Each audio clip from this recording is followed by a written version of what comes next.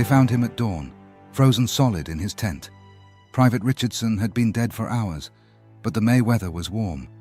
His skin bore strange marks, black handprints, as if something had drained the very life from his body. His tent mates swore they'd seen him talking to someone in the darkness, someone who wasn't there, someone who had burned alive in the wilderness 3 days before.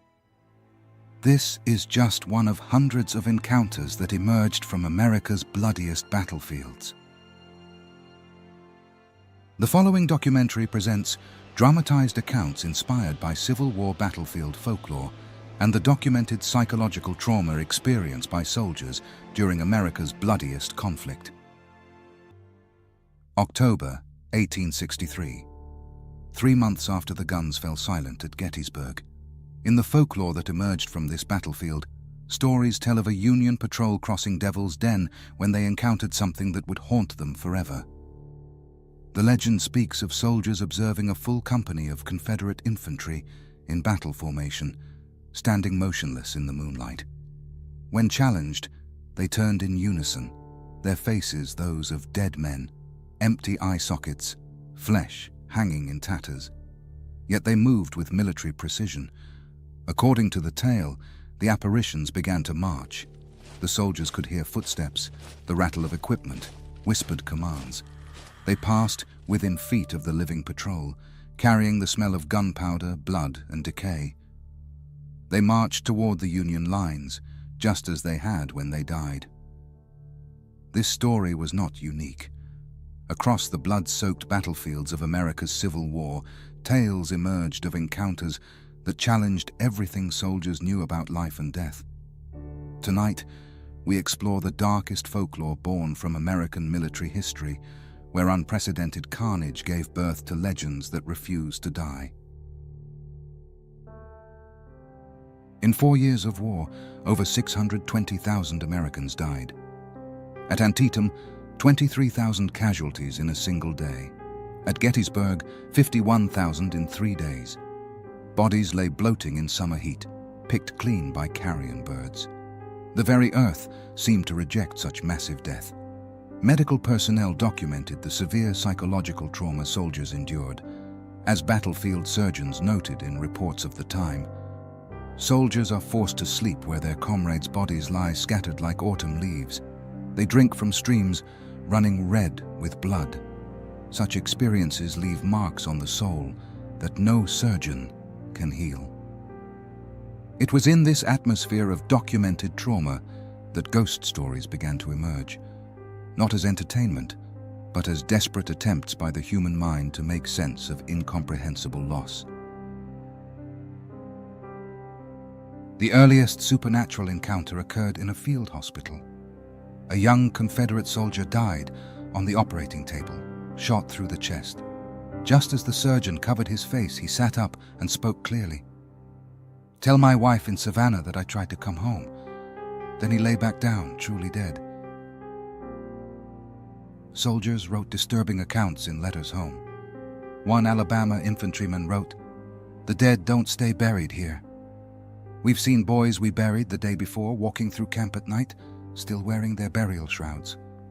They move among us like they're looking for something they lost, something they'll never find." Military records from the period document a pattern of soldiers refusing certain duties, guard duty in cemeteries, burial details, even camping where battles had occurred. Fear of the dead began to rival fear of the enemy. July 1863, Gettysburg, Pennsylvania. When the smoke cleared, 7,000 corpses surrounded the town of 2,400 residents. Bodies lay so thick you could walk hundreds of yards without touching ground. The documented smell of decay penetrated clothing and hair for months. Photographer accounts from the period describe, "The dead are everywhere. In wheat fields they lie in rows as if they fell asleep during harvest. At Devil's Den, they're piled so high the living use them as breastworks. This is not a battlefield, it is a slaughter yard." Local residents documented disturbing experiences. One Gettysburg woman wrote, "The burial work continues, but something feels wrong.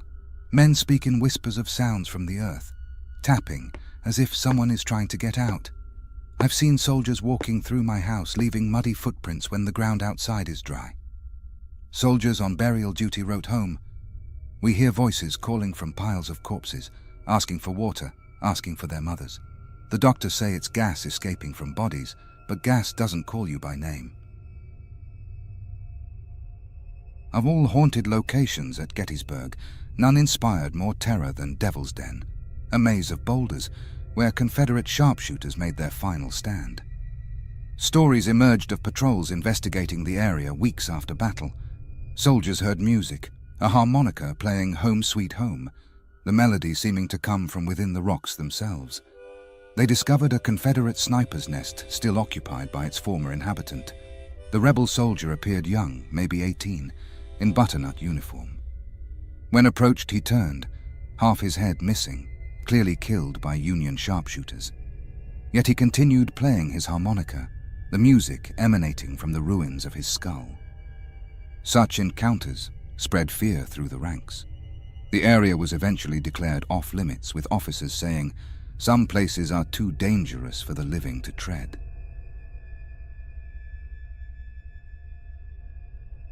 September 17th, 1862. The documented bloodiest single day in American history. 23,000 documented casualties along Antietam Creek. Historical accounts confirm the water ran red with blood from bank to bank. Local farmers documented their experiences. One wrote, "The creek runs red. My cattle refuse to drink. The fish are dead, floating belly up in thick red water. The smell is like iron and meat left too long in the sun." Mill operators heard their water wheels turning on their own at night, grinding nothing but air. They described voices in the machinery, men crying for help that would never come. Some saw faces appearing in the turning wheels, drowned soldiers, mouths opening like fish gasping for air. Soldiers wrote, "We camped near the cornfield for 3 days. Each night, we heard the sounds of combat resuming, musket fire, shouted orders, screams of the wounded. In morning, the corn stood unmarked by bullet or blood. The battle was fighting itself again and again, trapped in those green corridors." At Antietam's center stood the Dunker Church, historically documented as being transformed during battle into a field hospital, where surgeons worked without rest among piles of amputated limbs. Medical reports from the period describe the church floor was covered with wounded men lying so close you couldn't step between them. Arms and legs were piled in corners like cordwood. The altar served as operating table, its white cloth stained permanently red. The pastor returned to find his sanctuary transformed. Every surface was stained with blood, walls bore handprints of dying men. Most disturbing were the sounds, moaning, weeping, prayers being whispered in the empty building. Each night he cleaned bloodstains, but new ones would appear. Messages written in blood. "Tell my mother. I tried to be brave. The pain won't stop." The church was eventually abandoned by the congregation. The empty building glowed at night, with figures visible inside, doctors and patients still performing their grim surgery. You could hear bone saws, screams and prayers of the dying continuing all night, as if time itself was trapped in that cursed building. April 1862, Shiloh, Tennessee. The documented place of peace became anything but when armies clashed in a peach orchard in full bloom. Historical records confirm 2,400 men died among the flowering trees, pink petals mixing with blood. Soldier accounts describe, "Pink petals fell constantly, mixing with rain and blood. Men died with flower petals on their faces, as if nature was trying to provide comfort. But there was no comfort, only death wearing a beautiful mask." Veterans later wrote of the psychological impact. The juxtaposition of beauty and horror broke something in men's minds. We were killing each other in a Garden of Eden. Some soldiers laughed hysterically as they loaded muskets, tears streaming as they fired into the flowers. Medical personnel noted strange phenomena.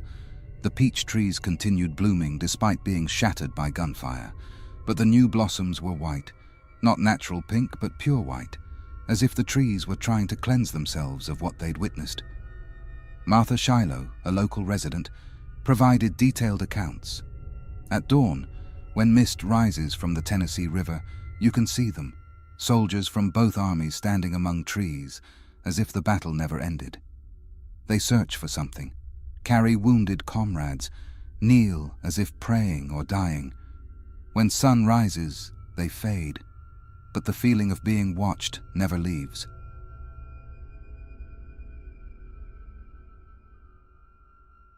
A medical personnel historically documented severe psychological trauma among soldiers. Their accounts provide insight into the documented mental effects of unprecedented carnage. Female physicians working in military hospitals noted, when death comes violently, unexpectedly, the psychological impact is severe.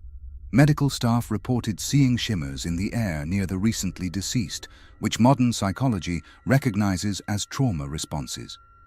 Hospital stewards documented, the dying often speak to people who aren't there, reach out to empty spaces. Just before death, their eyes focus beyond our vision, and they smile with recognition. Medical staff wondered what hallucinations the dying experienced in their final moments. Medical reports from the period describe orderlies refusing night shifts in morgue areas. Bodies were found in different positions from where they were placed. Some appeared to have tried sitting up. Modern understanding attributes this to natural post-mortem processes, but at the time staff reported hearing voices from morgue areas. Early military photographers documented unusual photographic phenomena. Plates sometimes showed shadowy figures standing behind patients, areas where no living person had been positioned during exposure. These anomalies likely resulted from long exposure times and multiple image layering, but created eerie effects. Historical records document how supernatural folklore spread through armies, affecting military morale and discipline. Entire regiments refused to camp in certain areas where major battles had occurred. Military leaders documented the problem. One general noted, fear of the dead was becoming more potent than fear of the living enemy. Orders were issued against spreading ghost stories, but as one officer observed, the prohibition made things worse. Men spoke in code, using euphemisms that made conversations even more ominous. Soldiers developed protective rituals, carrying personal items they believed connected them to life rather than death. They performed what they called cleansing rituals before battle, believing these would protect them from joining the restless dead. May 1864. The wilderness of Virginia, a location with documented dark folklore even before the Civil War. When battle erupted in the dense forest, historical accounts confirm the underbrush caught fire, creating documented conditions where men burned alive. Veteran accounts describe, when the forest caught fire, screams of burning men mixed with crackling flames to create sounds that haunted survivors for life. After the battle came even more disturbing encounters. Soldiers saw figures wreathed in flames walking through camps, apparitions that gave no heat, left no footprints. When these figures passed campfires, flames turned blue and cold. Animals showed extreme distress in these areas. Medical personnel documented cases of flame hysteria, soldiers claiming to be touched by burning apparitions. These men exhibited no physical burns, yet experienced severe psychological distress, speaking of fire consuming their flesh. Most disturbing were soldiers found dead under mysterious circumstances. Frozen solid despite warm weather, with strange black marks on their skin that resembled handprints. The documented psychological impact of these encounters was severe. Military discipline suffered as supernatural terror consumed both armies. Medical officers noted, soldiers reported spectral encounters with such frequency that it suggested widespread psychological trauma. These weren't mere hallucinations. There was a documented pattern to the psychological breakdown. Some regiments developed elaborate protective rituals, Others simply broke under the psychological pressure. As one soldier wrote, "We fear our own dead more than the enemy. At least the enemy bleeds when you shoot them." The documented psychological trauma of Civil War soldiers gives context to the stories that emerged. Modern understanding of PTSD helps explain how extreme stress could generate shared hallucinations and persistent supernatural beliefs. Veterans returning to battlefields decades later continued to report strange experiences. Whether these represented genuine supernatural encounters or the persistence of trauma-induced memories, the stories became part of American culture.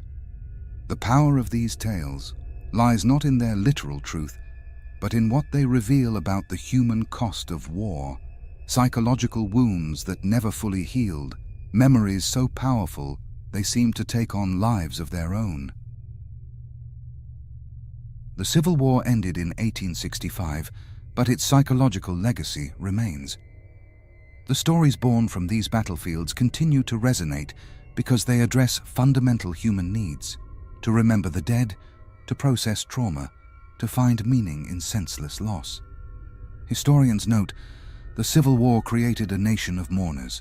Ghost stories became a way of keeping the dead present, ensuring they were not forgotten in an era before modern grief counseling or psychological support. Whether these encounters were real or products of traumatized minds matters less than what they teach us about war's true cost. The price isn't just measured in casualty lists, but in the wounds left on the human soul, wounds that created stories to help process incomprehensible loss.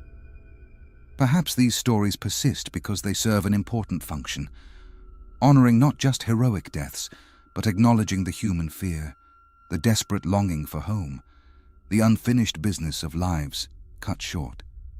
They remind us that behind every casualty statistic was a person who suffered, feared, and died far from those they loved. In Lincoln's documented words at Gettysburg, "The brave men, living and dead, who struggled here, have consecrated it, far above our poor power to add or detract. In stories and memory they walk with us still." The echoes of America's bloodiest war still reverberate through these hallowed grounds. Whether born from trauma, grief, or something beyond our understanding, these stories remind us that some wounds never fully heal. The next time you walk a Civil War battlefield, whether Gettysburg's rolling hills, Antietam's blood-stained creek, or Shiloh's silent peach orchards, listen carefully. You might hear more than just the wind through the trees.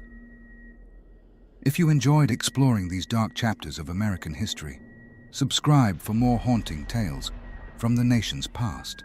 Leave a comment below. Have you ever experienced something unexplained at a historical site? And be sure to like the video, it really helps the channel grow. Until next time, remember, the dead may rest, but their stories live on.